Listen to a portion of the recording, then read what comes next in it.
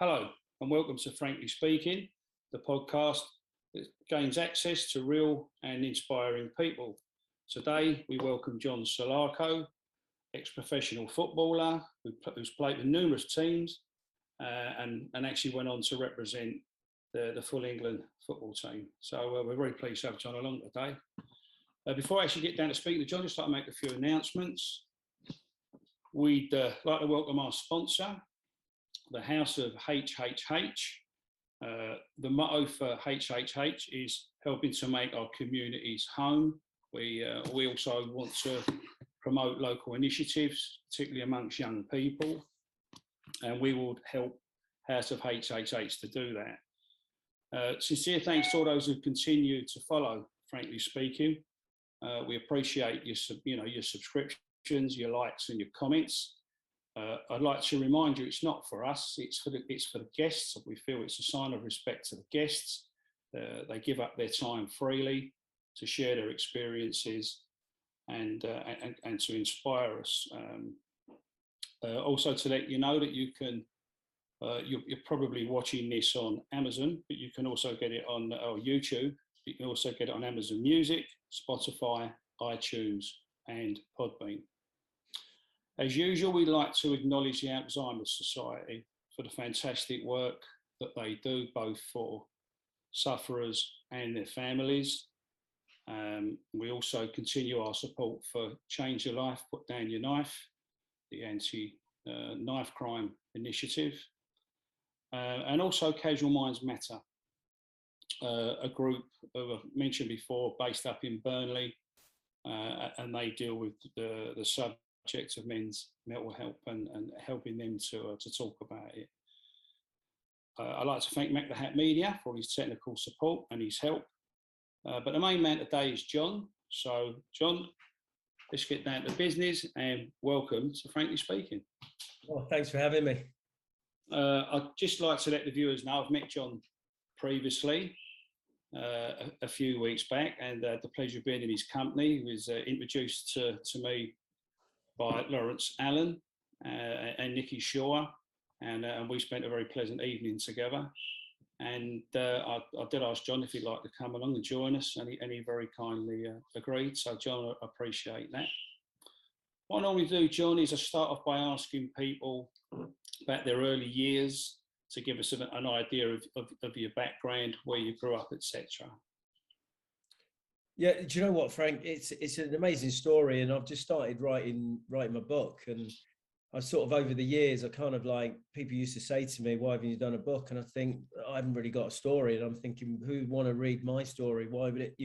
It's not really that interesting. And you start thinking about it. It's probably my mum getting a little bit older, and I sit down with her, and she's had a bit of ill health, and you start thinking, I'm getting old, and my kids are getting older now, and I started looking back, and it's such an interesting journey, actually, just sitting down and talking to her, and I ended up, I just realized that she's got such a brilliant story. I wanted that to be in the book as well, because literally, if I could, sort of being as brutally honest as I can, I think, her dad died when she was a kid. Her stepfather was abusing her. She was running away. She was a war kid. She was taken away back in the war. And then when she came back to her mom, and then the dad was abusing her. She met my dad.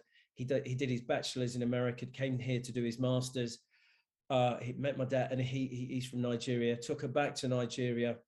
They ended up having 6 children. Unfortunately, Mark, the oldest, he died very early, before he was even 1. And there's 5 of us. It's mad because, you in Nigeria back then, you could have as many wives as you can afford. She was kind of like the white witch, but she was the main wife.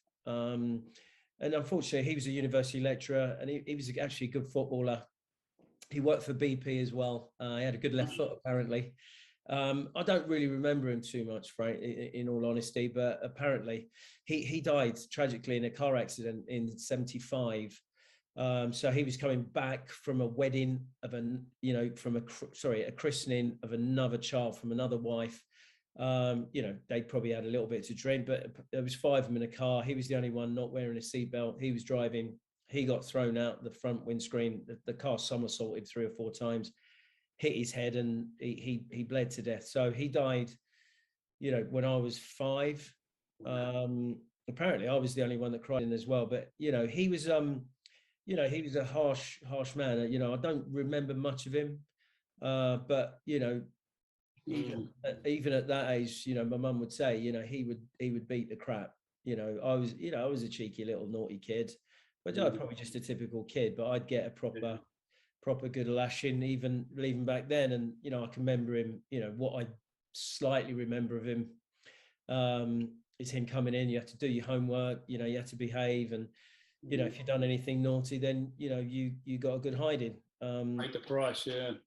Yeah, but he died, and then obviously, you know, and it's this story that, you know, obviously, I think when he died, and the custody of the children and all the money goes to his family, doesn't go to her, and she had to sort of sneak us out of the country and try and get a little bit of money, which this nice guy pissed off to America with. So we basically ended up here back in England, you know, with nothing. We got a council house in Westerham, back where she was from. I mean, she didn't want to bring us up in London, you know, just to keep us away from, you know, from the trouble, the gangs, the drugs, and then you know, she thought, you know, and you know, that was a brilliant thing to do. We grew up in Westerham in Kent.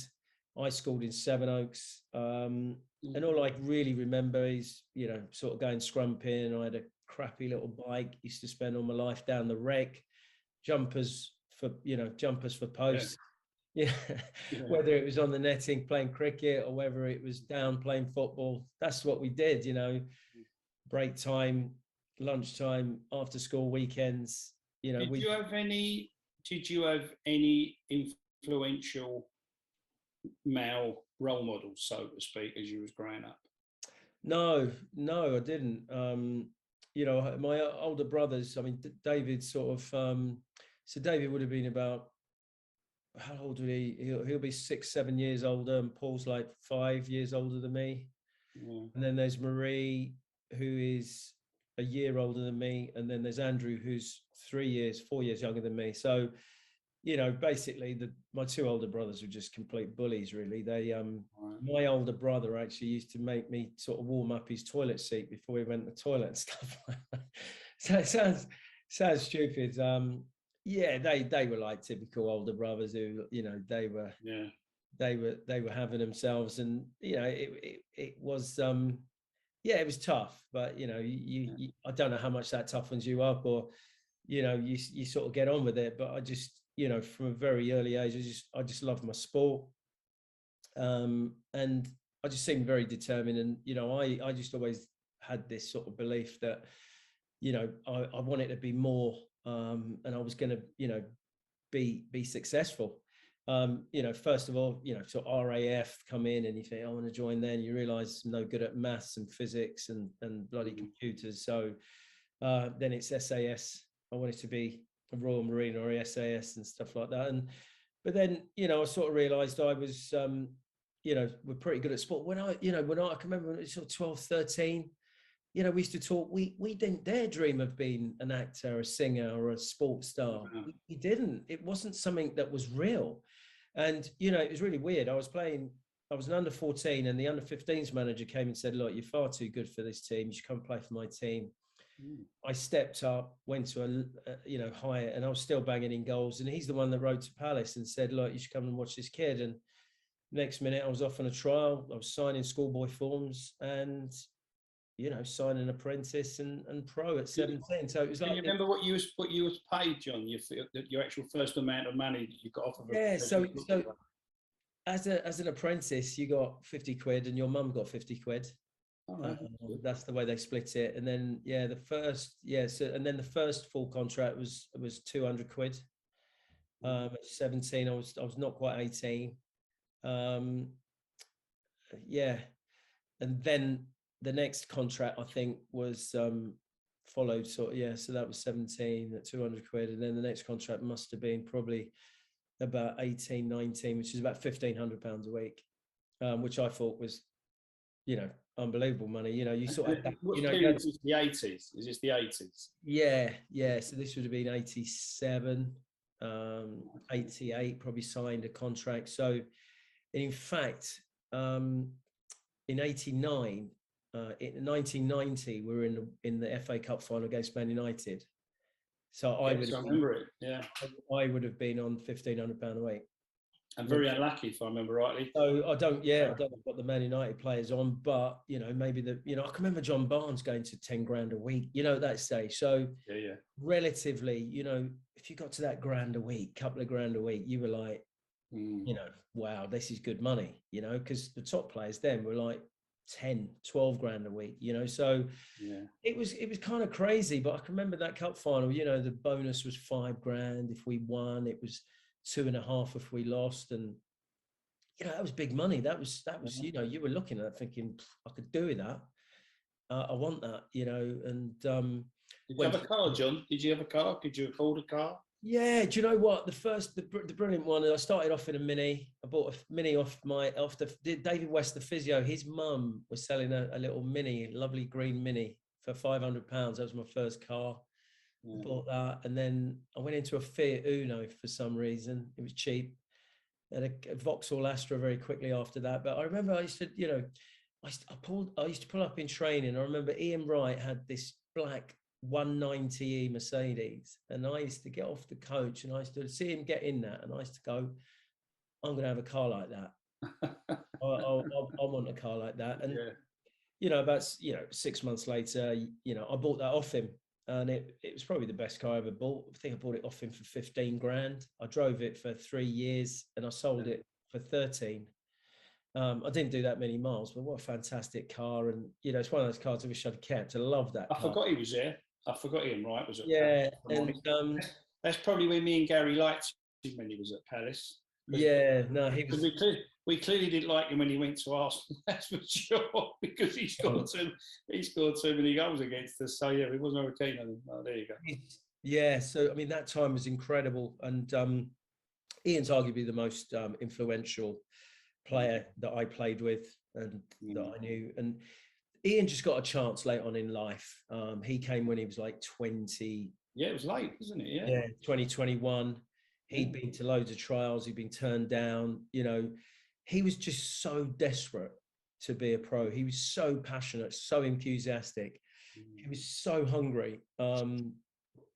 He just came, and we used to practice. He dragged you along. He said, "Come on, Sal, we're going to go and do this. Did you see that game last night? Let's go and practice that trick. Let's go and practice this. Come and do this. Come and," he really did drag a lot of us along. Brighty had an incredible work ethic, and that team was a lot of strong personalities. Your Jeff Thomases, John Penton, Andy Thorne, and Eric Young had come from Wimbledon. Our coach Wally Downs is arguably the crazy gang. Wally he is Mr. Crazy Gang. So we had that crazy gang mentality, and in that dressing room it was fierce, and training was fierce. We had Mark Dennis. I don't know if you remember Mark Dennis. Yeah, I do remember Mark. Yeah, I do. Yeah. Mark was arguably the only player who's ever said to me in training, "If you go past me once more, son, I'm going to break your leg." And he meant it. Yeah. I was like, "Oh yeah," I went and played on the other side. I was like, "Eddie, come on." And, but that's, it was. Remind us who your manager was at the time, John. Yeah, so I signed. And it was amazing. I signed for Steve Coppell. Steve Coppell signed me as a 16-year-old. So Steve unfortunately had to retire through knee injury at 28.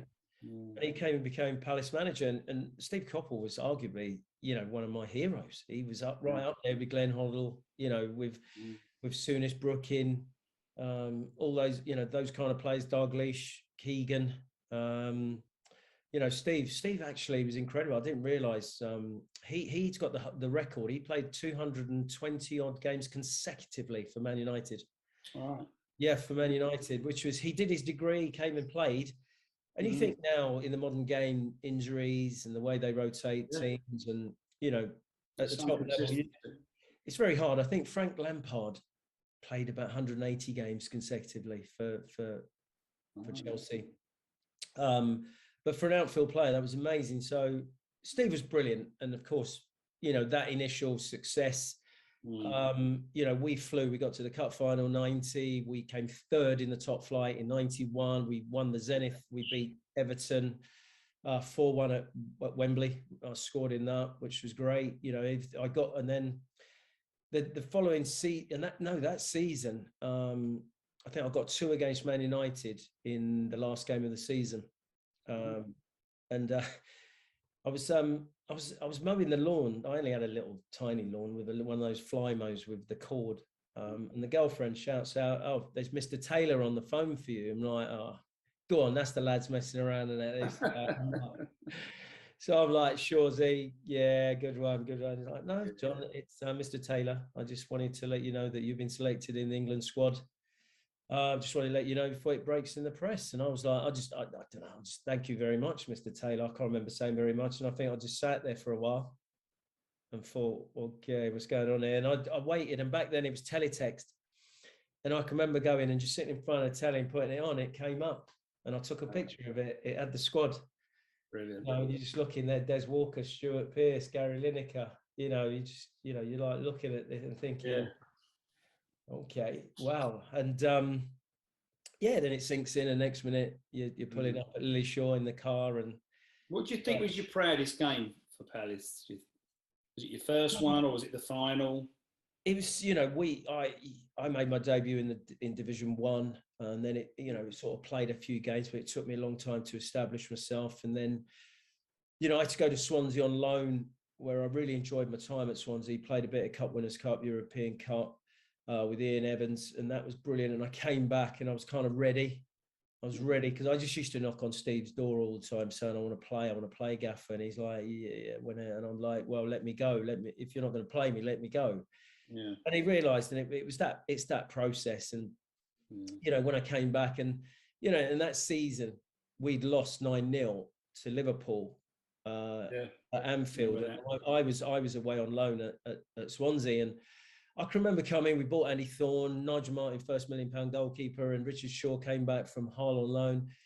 And really, Steve put us in the side and we just flew. And it was brilliant to be regular back in the side, and we were being successful.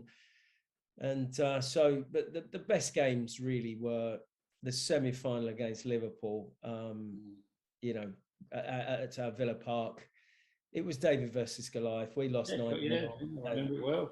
Yeah, I think they'd won the league 8 times in the 80s. You know, they were the dominant, real dominant force. McMahon, Barnes, you know, Rush, Beardsley, Houghton, you know, Hansen, Gillespie, and, you know, Grobbelaar. It was just such an iconic team. And, you know, we went into that, and it's funny because Ian Wright got injured and didn't play in that semi-final. And, you know, without Wrighty, we, you know, sort of felt everything was against us. So we went out there and you know, we dared to believe. We gave it a go, and just, you know, again, you sort of sit after the game. And I remember Steve Coppell coming in, and I think everyone just sat there in silence for like 10 minutes, just thinking, what the hell just happened? And then obviously, you know, it was so brilliant. And then the final against Man United, I think walking up, and that's what's so special about the FA Cup, or was it? You got to Wembley, you had to get to the final. I mean, I was there at the semi-final as a coach in 16 for Palace. We got there, we beat Watford in the semi-final, and then lost to Man United in the final. And of course, I was there just recently with Palace as we lost to Chelsea in the semi-final at Wembley.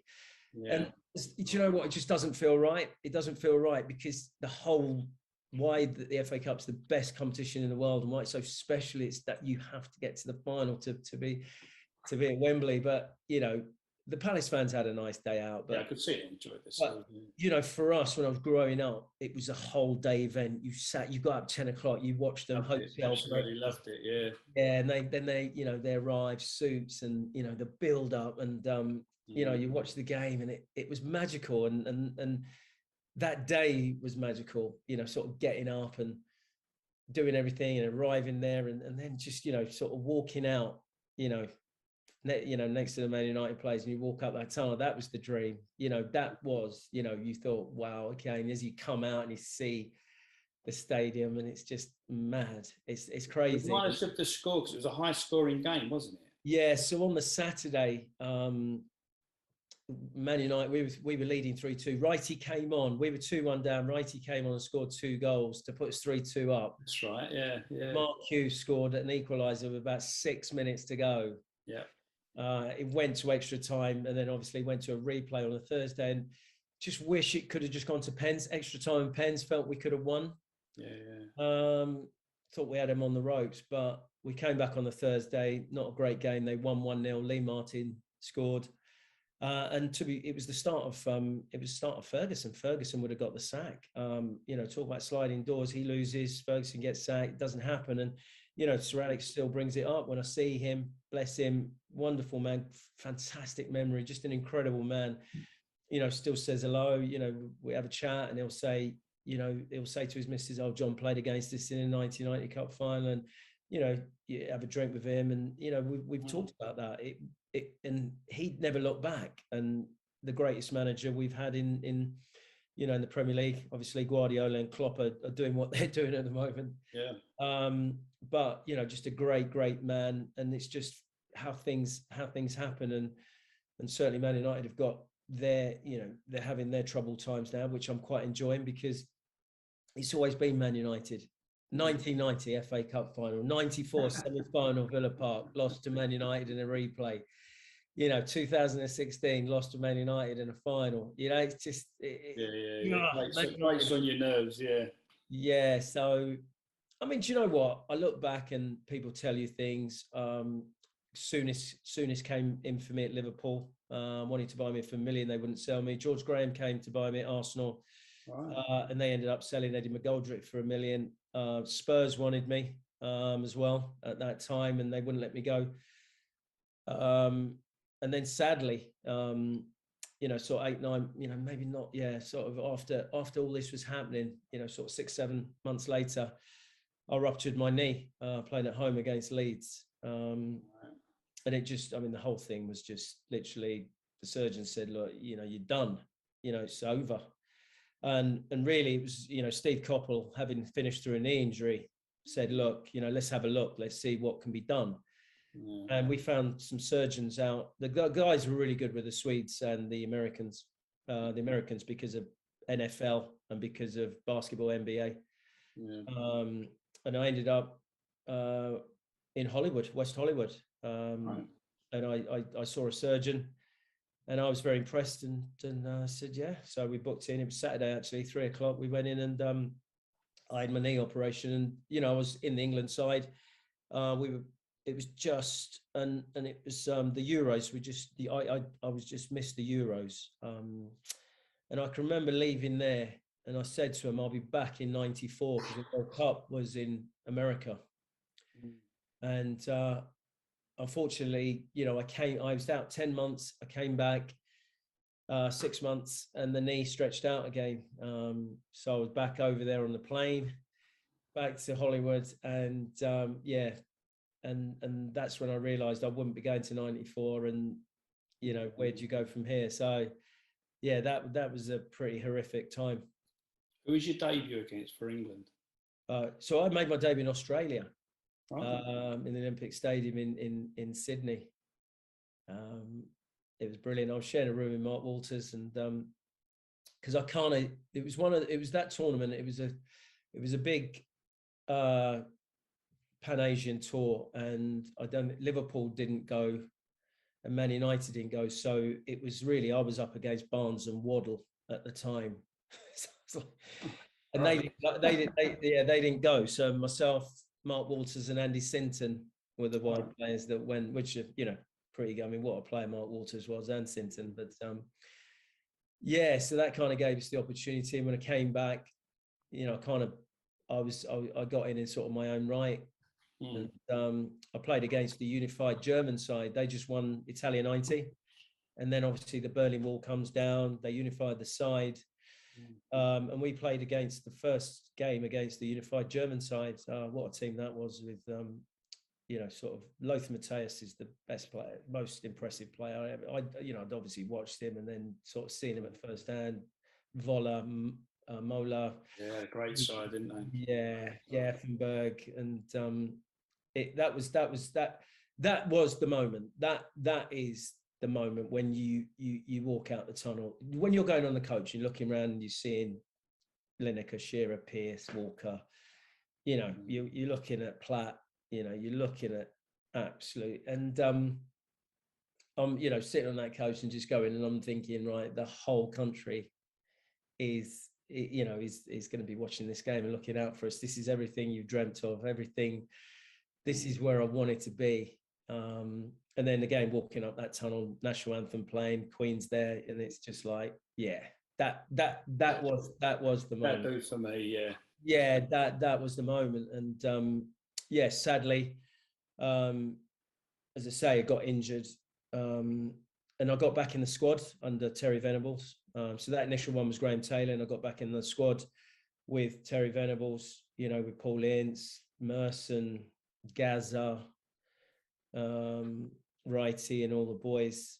And it's so special. It's indescribable how special playing for England is, and being in that squad and being part of it. You just wish it lasts forever, and it's where you want to be. And you miss it. And then unfortunately, my knee went again.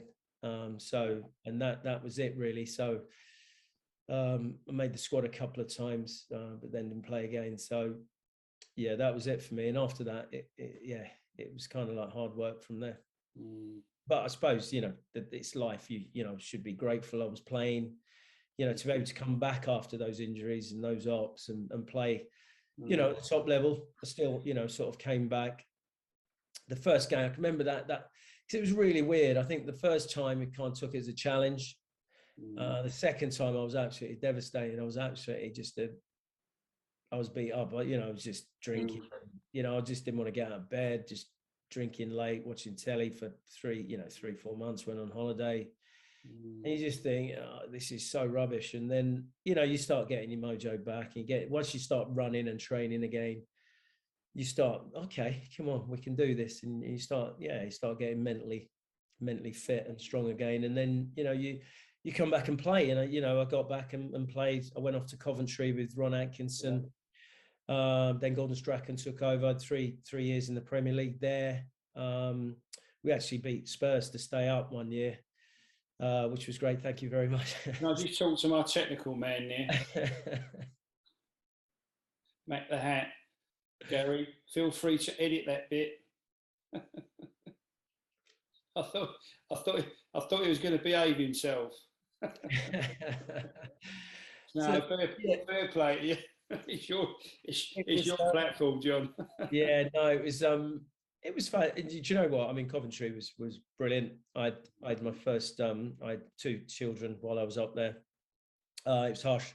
Mrs. was very isolated. She wanted to come back. So we came back, and I went and signed for Kevin Keegan at Fulham.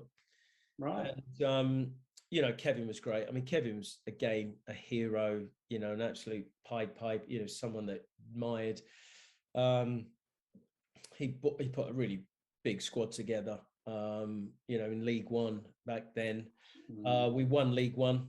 At the end of the season, I picked up a calf injury and sort of ended up falling out a little bit with Keegan. But that was when I can remember towards the end of the season, that's when Keegan was offered the England job. And I can remember Mohamed Al Fayed landed in a helicopter, and you saw Kevin Keegan running round and jump in his car, pissed up. And Al Fayed came in, he was looking for Keegan, and obviously, Keegan didn't want to face him. So he went off and managed England, and Al Fayed wasn't happy. But and Bracewell came in, Paul Bracewell, and he called me in. He said, "You're not part of my plans."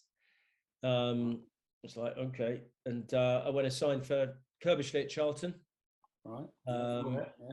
And they came up. They won the playoffs, came up, got relegated, and I went there the season they got relegated, and then literally we won the championship. We absolutely cruised the championship. I think Andy Hunt got something like 45, 46 goals that season. Clive Mendonca, Kinsella, Scotty Parker, Konchesky were just coming through. Chrissy Powell. Yeah, all good players.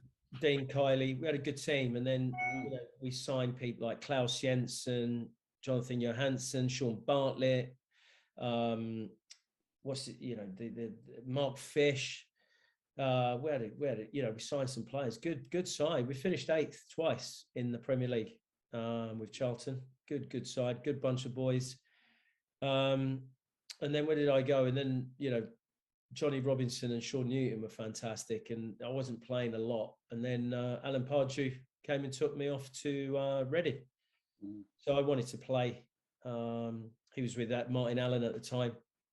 You know, when they came, do you want to come on loan? I said, I'd love to come on loan, go and play some games. It was actually a funny story, actually, because I think I played in the reserves. And funny enough, I played in reserves at the Valley against Spurs reserves. And I scored a couple of goals and we won 3-1. And Pards pulled me after and he said, look, do you fancy coming to Reading on loan? And he was also getting me in my car. And I was like, well, I'm not sure Curbs will let me go, to be honest. We're kind of doing quite well. I think we're quite a settled squad. So Curbs was there with Mervyn Day and Keith Peacock. They were still there at the Valley. So I went back in and I said, oh, Gaffer, can I have a word? And he said, look, Reading have asked if I'd, you know, go on loan to Reading. And he just went, yeah, great. No, it'd be great. You should go and have a few games. I'm like, you sure, Gaffer? I'm very important to this guy. And that's what he just realised. I realised, I'm like, oh, brilliant. I'm not really wanted here. So, yeah, I went down and, again, loved my time down there. We got promoted. Jamie Curitan, Martin Butler, Phil Parkinson, Matthew Upson came on loan. You know, Marcus Hanneman, who's ex-Fulham. You know, it was such a good time. Young players, Nicky Shorey, James Harper, and Graham Murty. You know, guys that went on to make a nice name for themselves. And it was really good, and that was fun. I really enjoyed my time at Reading. And then I had 1 year. I had 1 year with Martin Allen at Brentford, which was crazy. As we got to the 5th round of the FA Cup, I think we finished 4th in the league, and we lost to Sheffield Wednesday in the playoffs.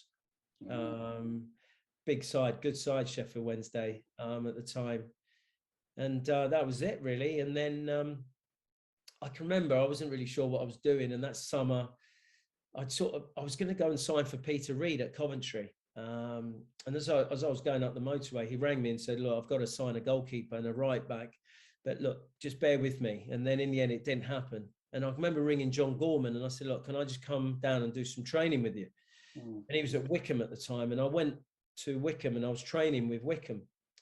And we went on a little tour to Ibiza, played a couple of games. I played left back.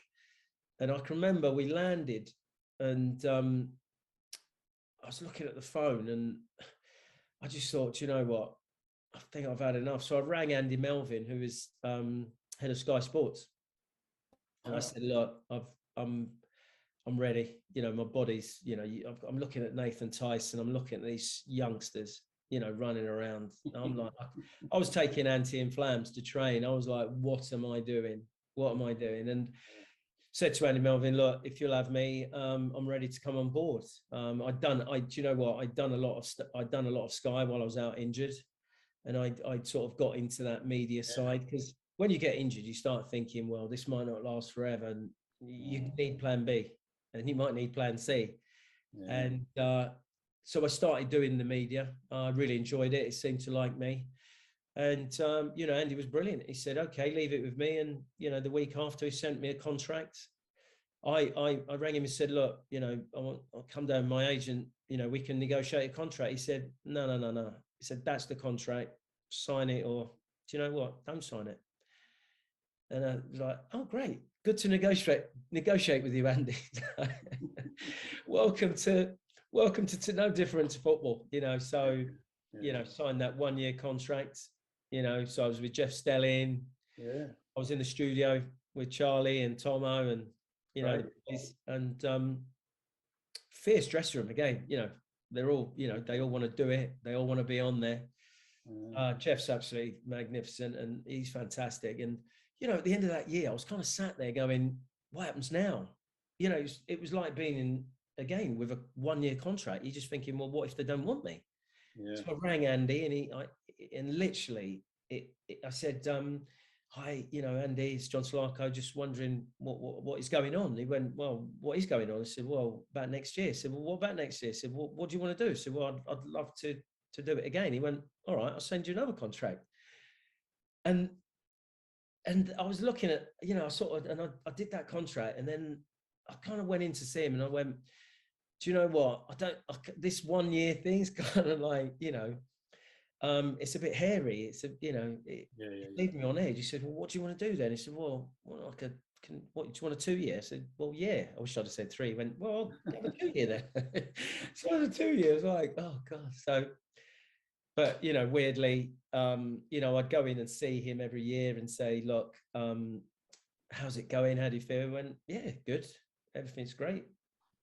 And he said to me, look, if you don't hear anything, then you're doing well. But they don't tell you you're doing well. They don't, you kind of like get a feel for it. And so that was quite, hairy, but it got me into a bit of property. It got me into some business outside of that, because you start again, plan B of, look, if that contract, as a player, I mean, that's the worst thing as a player that I think people realize, is that, you'll have 1 year contracts, you'll have 2 year contracts, you'll have 3 year contracts. There's very few people who get the 4 or 5 year contracts. Yeah. And, when you're coming to the end of a career, you might be carrying an injury, you might have stuff going on in your life. And, it's the psychology of it is nuts. It's crazy. And obviously, if you get the knockback where you get, you come to the end of contract and you're released and trying to find a new contract, and then, people, you're not in a very strong negotiating position. So it's a lot of people that get out of contracts and struggle to negotiate, and,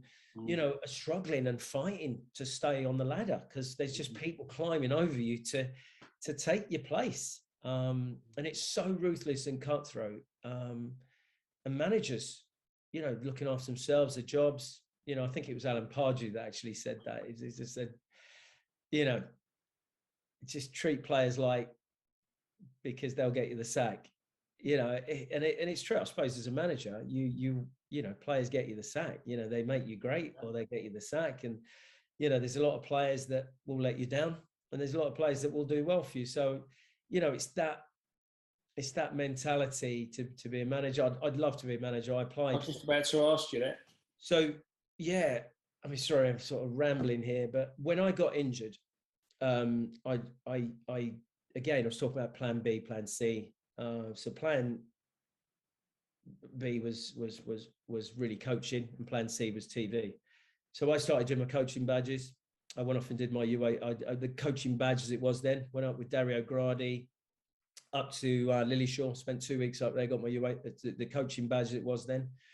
And it's amazing. I was up there with, arguably, top managers, Glenn Roeder, Martin O'Neill, Sam Allardyce, I was looking at all these guys thinking, have you not got your coaching badges, and it's crazy. And that became a UEFA B. And then I went to get my UEFA A, and, on my UEFA A, I was with Glenn Roeder, Graham Souness.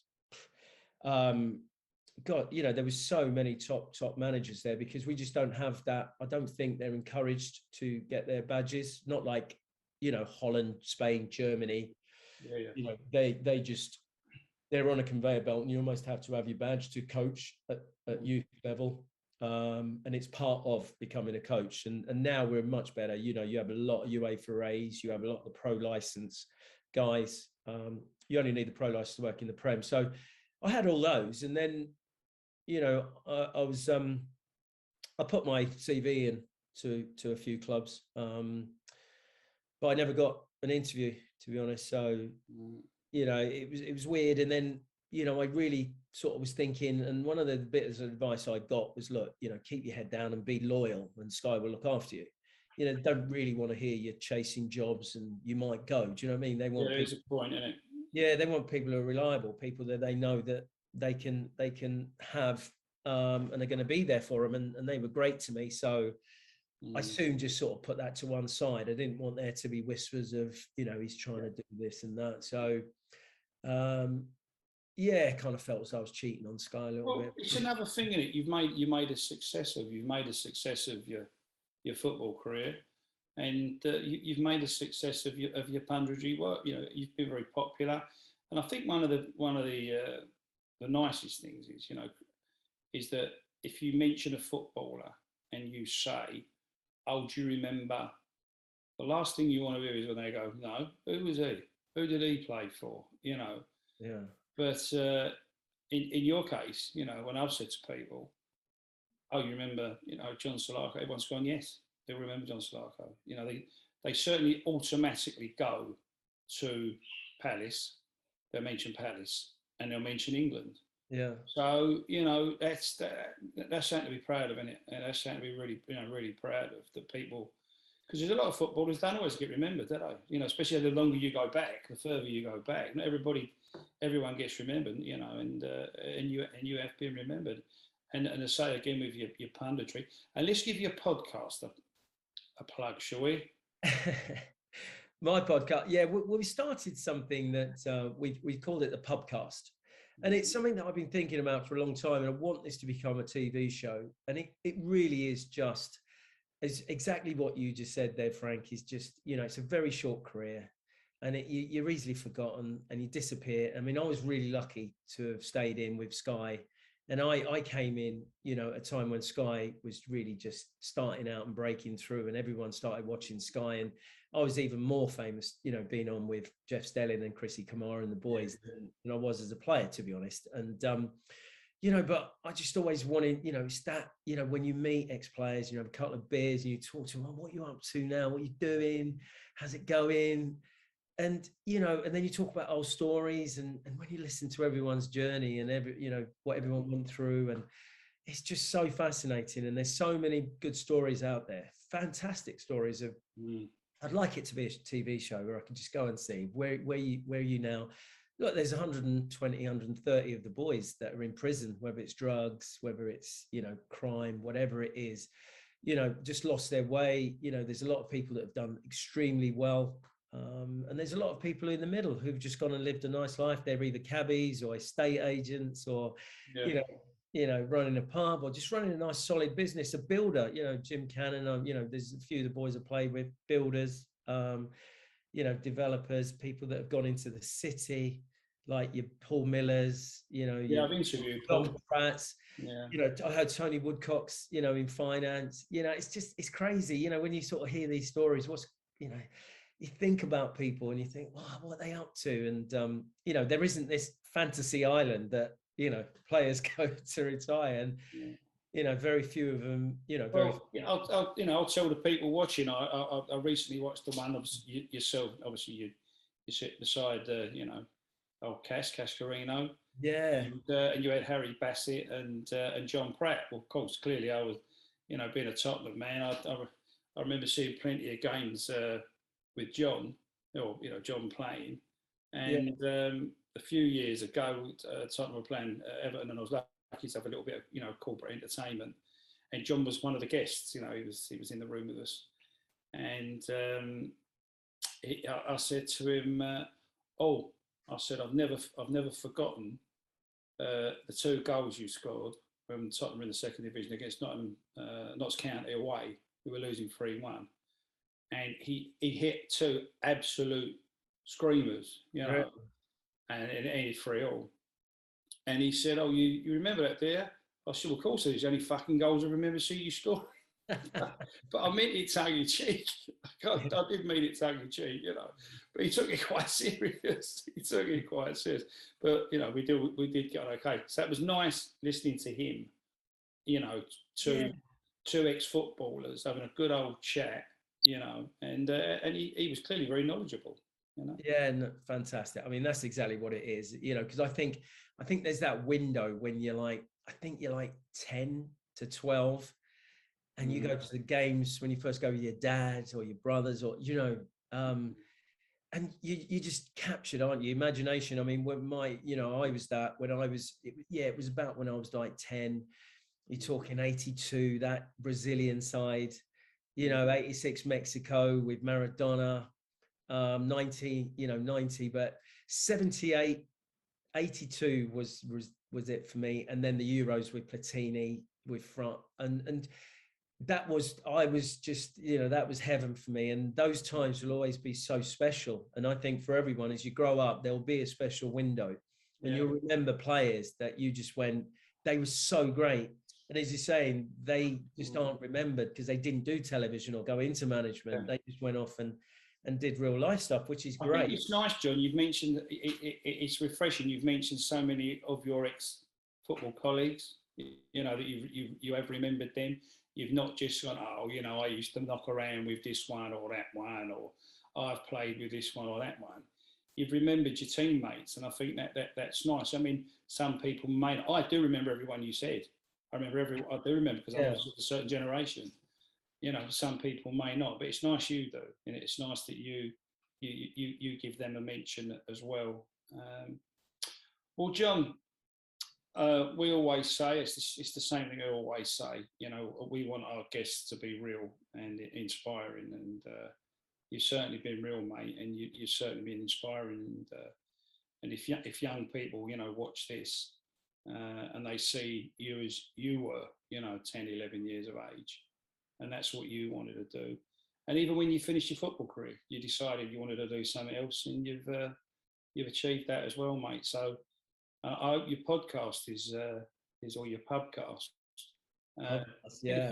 Get the feeling you just like a drink. I think you've just invented. What me and Gary wish we'd have thought of first. But, food and drink and talking and watching football. Yeah. You beat us to it. I think you better put a copyright on that, you know, or. Yeah. Do you know what? I mean, to be fair, Frank, I mean, what I would always say, you know, to any young aspiring lad, and it's one of the things that hopefully I might be making a documentary in the summer about, you know, players that miss out on contracts and get left out of the game, you know, but players now have got to be realistic. They've got to have plan B, plan C. Not every, you know, 1% get through. If you're fortunate enough to get paid 200 quid a week to get played football, you know, you've got to appreciate that. But not all players are going to make it. But if you work hard enough and you dare to dream and you believe, you can touch the stars. You know, you can make it. But I think there's got to be that realism of, it's good to dream, you know, but it doesn't, not everyone touches the stars. But by dreaming and working hard, you'll end up in a place that's really decent, and you've got to be grateful for that. And I'm certainly the thing I do worse, that I beat myself up, and I always think I wish I'd got 10 caps, 15 caps, and people say, John, it's a dream to get one cap. You know, and it always comes back to that, you know, being grateful for what you have. And, you know, you start with your health and you work hard and you persevere, but, you know, dare to dream. And if you work hard, you know, good things and great things can happen. That's a great message, John. It's a great message, and appreciate you coming on today and sharing that with us. If I could just ask you to stay for another 5 minutes, and I just want to finish up, and then we'll have a brief chat off camera, so to speak. So again, I'd like to thank John for coming along today and sharing his not only his story but his message, a very powerful message at the end there. We'd like to again thank our sponsor, HouseOfHHH. It's a great idea, great initiative, and I hope we can continue to support that.